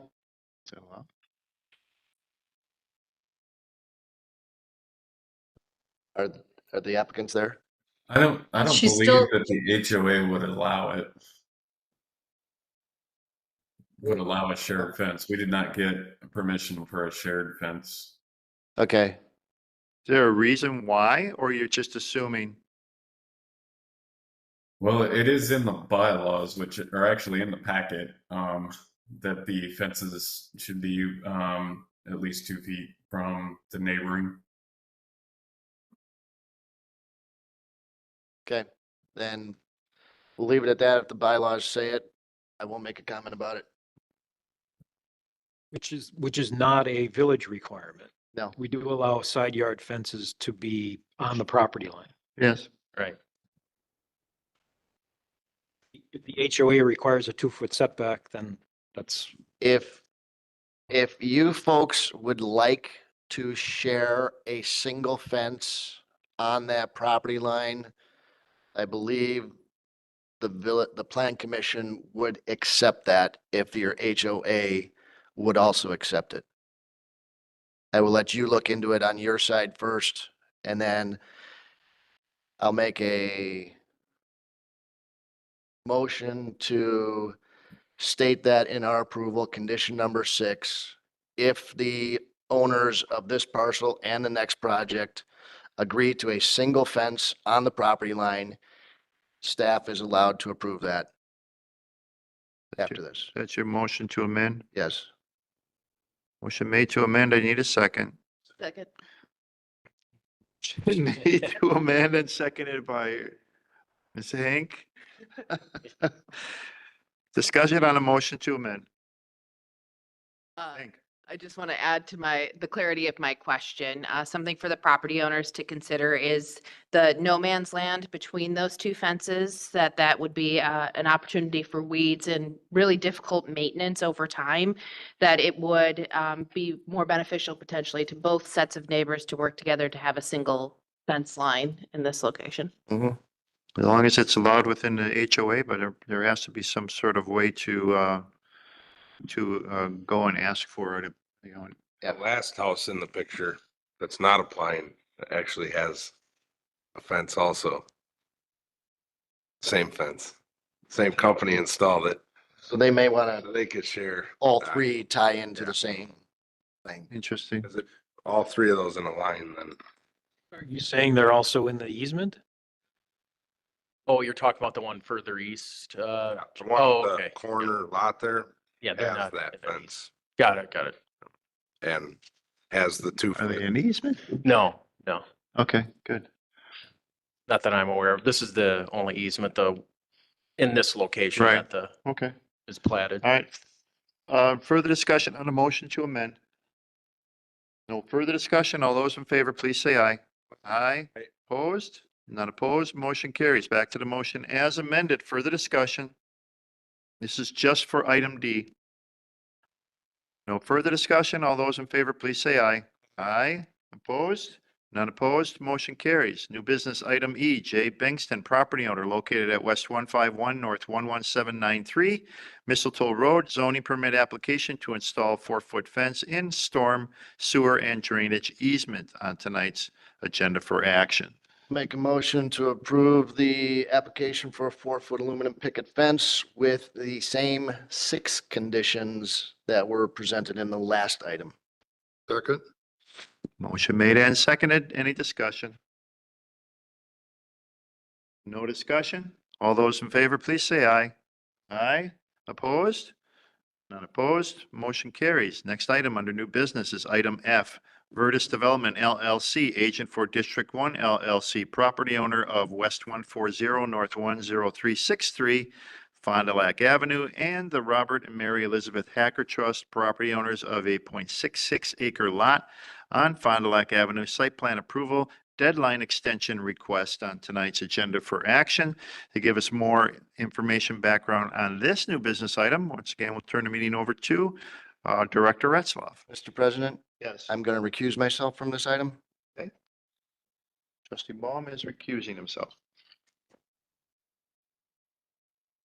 Greg Nagel, President of Vertus Development, agent for the property owners, is requesting an extension of the site plan approval for the 33 stall commercial parking lot and 4-unit multifamily townhouse located in the Kuberg Plan Development District, as highlighted on the screen. The 4-unit townhouse and commercial parking lot were originally approved last year. In September of last year, the village board approved the amendment to the Kuberg Plan Development District to expand and add 2 parcels to the district as prerequisites for the parking lot and townhouse development. The approved PDD development, general development plan is shown on the screen. The 2 parcels that were added are the 2 gray areas on the bottom of the screen. Plan Commission approval was granted for the site plan set, excluding the landscape plan, in August of last year. And then in November of last year, the Plan Commission approved the landscape plan. The site plan is shown here. The landscape plan that was approved here. And because of the time period nearing the end of this year, the zoning code section 17.43 becomes critical. If construction is not commenced within 12 months from the date site plan approval is granted, site plan approval deemed to have lapsed, and all village permits and approvals granted subsequent to such approval shall expire. However, there is a provision that allows for an extension at its discretion and for good cause following consideration of a written request submitted by the applicant. Plan Commission may grant one or more extensions of the deadline to complete the project for which site plan approval was granted. The duration of each extension shall be determined by the Plan Commission. In this case, the applicant has submitted a November 5 letter requesting an extension of the approvals. They also included a list, a tentative timeline for commencement and completion of various components of the remaining development project, as shown here. And the staff has taken both the Plan Commission approval for the site plan and the landscape plan, combined the list of conditions for each of those approvals, weeded out the ones that are no longer applicable, and is now recommending approval of the extension requested for the approvals of the site and development plans, subject to 11 conditions. Again, those conditions are a compilation of the previously approved conditions for the site plan and the landscape plan, with the exception of one. Condition number 8 in the list is essentially specifying the deadline for commencement and completion to be November 13th of 2025 for next year, a 12-month extension. Mr. Nagel is here to provide any additional information or just respond to questions. If you have any questions, just let us know. Okay, commissioners. I will move approval of the request to extend the site development and building plan for the commercial parking lot and 4-unit multifamily, et cetera, with the 11 conditions. Second. Motion made by Mr. Shadid, seconded by Mr. Williams. Mr. Tarantino. Any discussion on the motion to approve or any questions for Mr. Nagel? None? Okay. Well, the man has been sitting here through the whole meeting, so, but we appreciate it, him coming. That's right, he is a veteran. Happy Veterans Day, Greg. No discussion?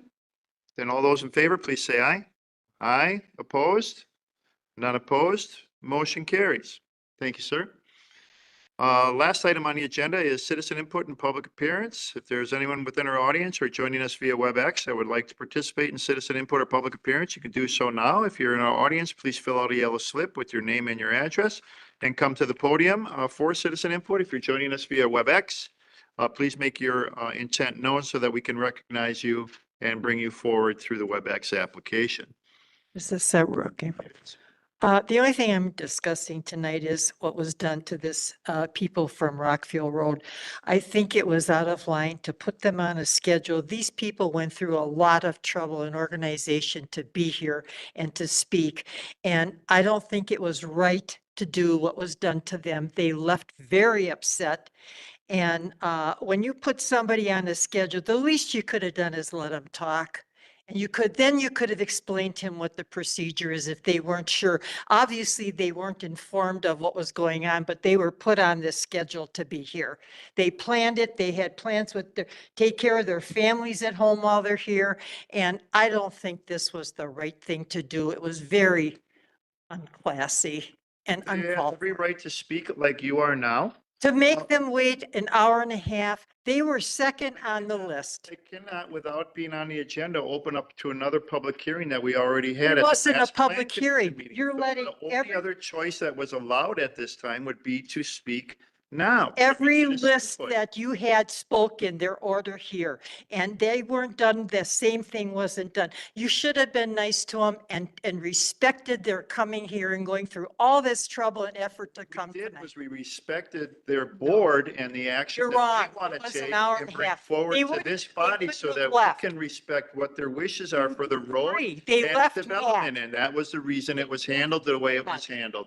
It was up to their board to discuss it and bring forth their comments and concerns so that we can incorporate that into the overall development proposal. You should have explained to him in a little more respectful attitude what you were really doing and why you wouldn't listen to it, why they would have to wait an hour and a half to talk. And when nobody else on the list was taken out of order. Anyone else wishing to come forward for citizen input or public appearance is welcome to do so at this time. Is there anyone else that wishes to come forward? If there is no one else, are there any announcements to make? I have one announcement. I wanted to give you an update on the farmland preservation item after the October meeting where we had a presentation by Adam Christensen from Washington County, where he presented and summarized the county's farmland preservation planning efforts and the proposed map of farmland preservation areas within the village of Germantown. I've had opportunity to discuss the process of approving, developing and adopting a farmland preservation zoning district. I left the last meeting with the impression, based on questions I asked of Adam and what he shared with us, was that if the village adopted a farmland preservation zoning district and property owners could then request to be rezoned into that district if they appeared on the county's farmland preservation map, then they would be eligible for tax credits according to the scheme that the Department of Agriculture and Consumer Protection had set forth. Apparently, that's not quite the case. There's a number of criteria that would have to be met by that farmland preservation zoning district. I won't get into all of those details right now, but the most important criteria is that in order for landowners in a farmland preservation zoning district to get a tax credit, at least 80% of the land shown on the farmland preservation map have to be in a farmland preservation zoning district. So the notion that we could just adopt a district and wait for property owners to come to us and say, hey, I want to get in because I'd like a tax credit, that wouldn't work. Unless 80% of the owners of property that are shown on that map all came in at the same time and said, I want to be in. And I have a gut feeling that that's not going to be the case. So the options are, we could create the farmland preservation zoning district, and as part of that process, that adoption process, include a rezoning, a mandatory rezoning of those lands shown on the county's farmland preservation map, and rezone all of them into the district right away. Guaranteed, 100%, we meet the 80% threshold, and all of them are eligible for a tax credit. The other option, probably the more reasonable approach, is to try and modify the county's farmland preservation map to only show those properties with owners who want to be in the farmland preservation zoning district and who want to get a tax credit. I floated that idea past the Tim Jackson with DATCAP and Adam, and I was surprised to hear both of them say, yeah, I think we can make that work.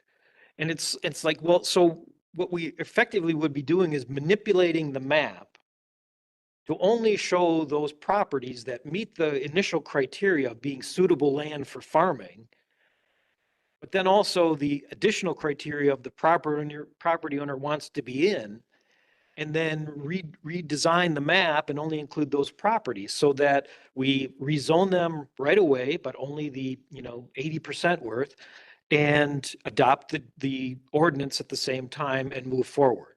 And both the county and the DATCAP person said that they would be willing to work with us on that kind of approach.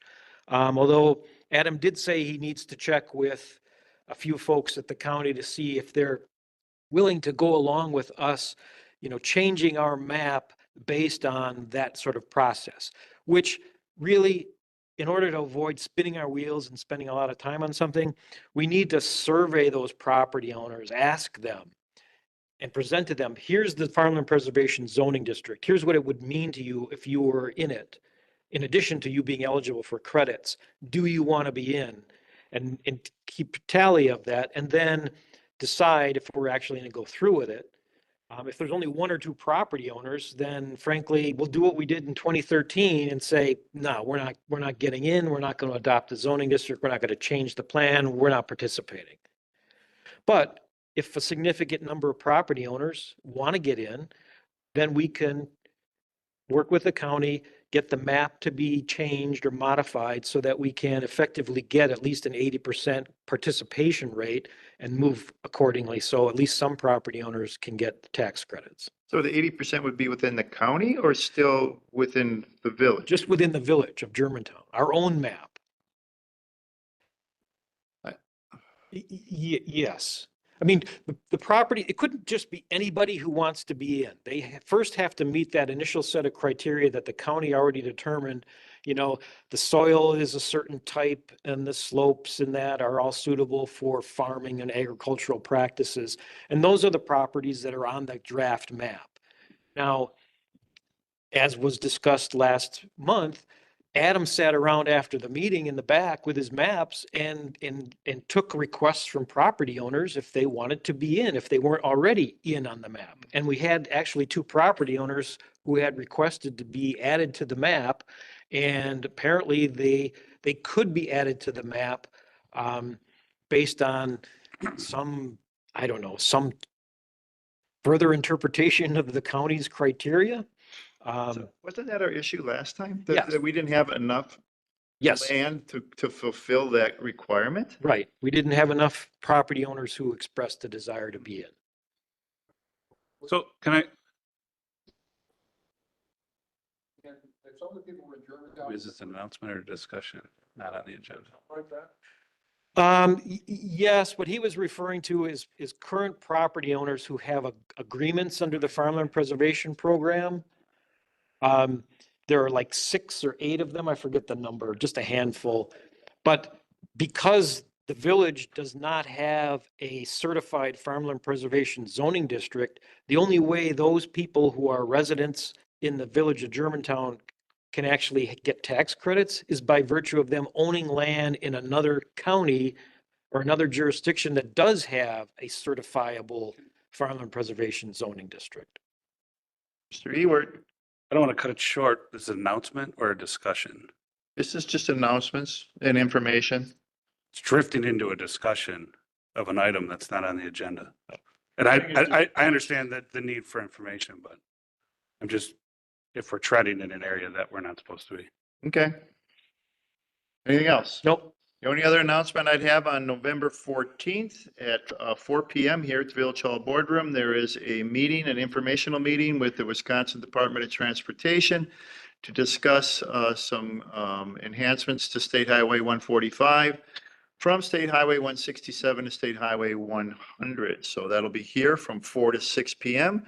And then at 6 p.m., we have the visioning session here at the Village Hall Boardroom for the Village Center, which will have citizen input, and it'll be ran by, who's the group again?